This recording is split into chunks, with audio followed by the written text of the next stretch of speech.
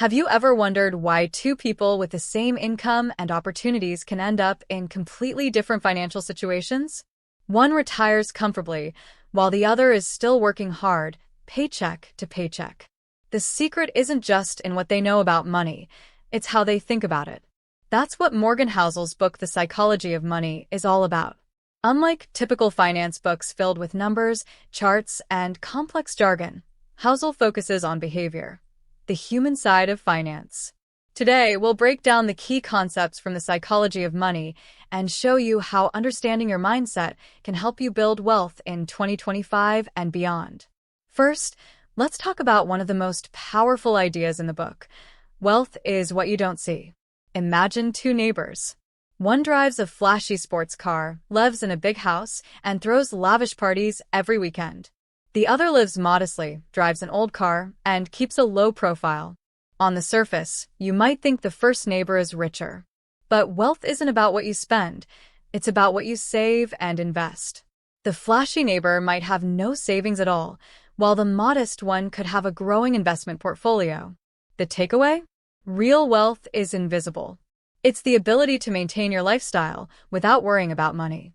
Next up is the idea of saving like a pessimist, but investing like an optimist. Here's a simple story to illustrate this point. Imagine you're on a road trip. You bring along a spare tire, a first aid kit, and some snacks, just in case something goes wrong. That's saving like a pessimist. You prepare for the worst, because life is unpredictable. But once you're on the road, you drive with confidence, expecting to reach your destination. That's investing like an optimist.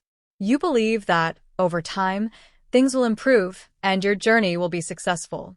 The key is to balance these two mindsets. Prepare for setbacks, but stay hopeful about the future. Another crucial lesson from Housel's book is about luck and risk.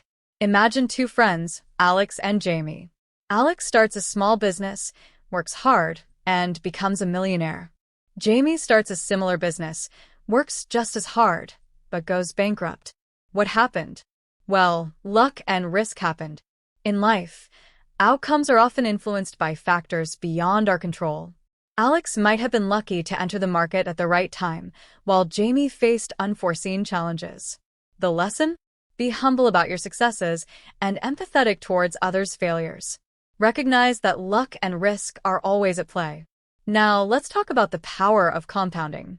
Picture this. You plant a tiny seed in your garden. Every day, you water it and make sure it gets enough sunlight. Over time, it grows into a giant tree bearing fruits. Compounding works the same way.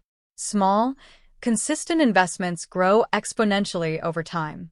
But here's the trick. You need patience. Many people quit before they see results, just like someone who gives up on the seed before it turns into a tree. To benefit from compounding, you have to stay in the game long enough. Housel also emphasizes the importance of defining what enough means for you. Imagine a character named Tom. Tom loves to climb mountains. He starts with small hills, then moves on to bigger mountains. One day, he sets his sights on climbing the tallest mountain in the world. But halfway up, he realizes he doesn't have the gear or experience to make it to the top safely. So he decides to turn back. Some people might call him a quitter, but Tom knows his limits. He defines what enough is for him and avoids unnecessary risks.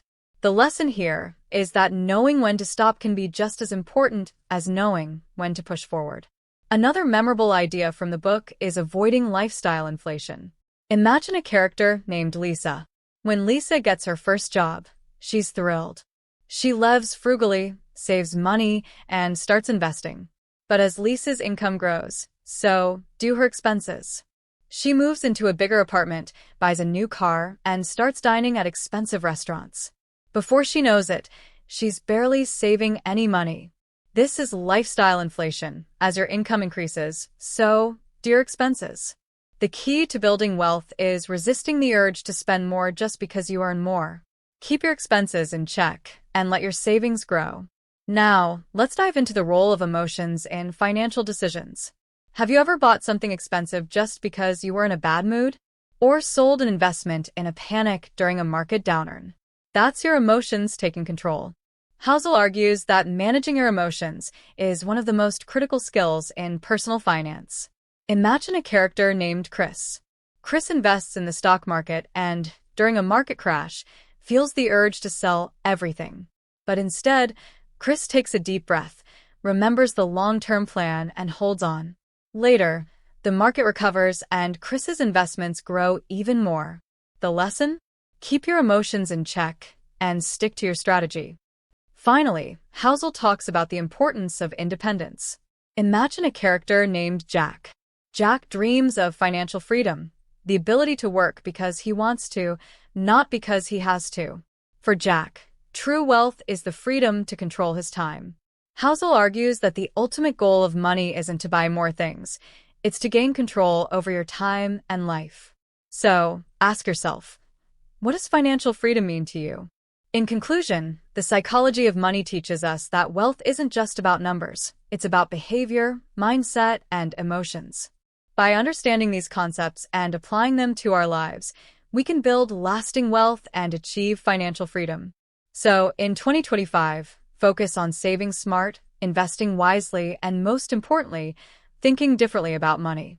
Ready to take the first step on your financial journey?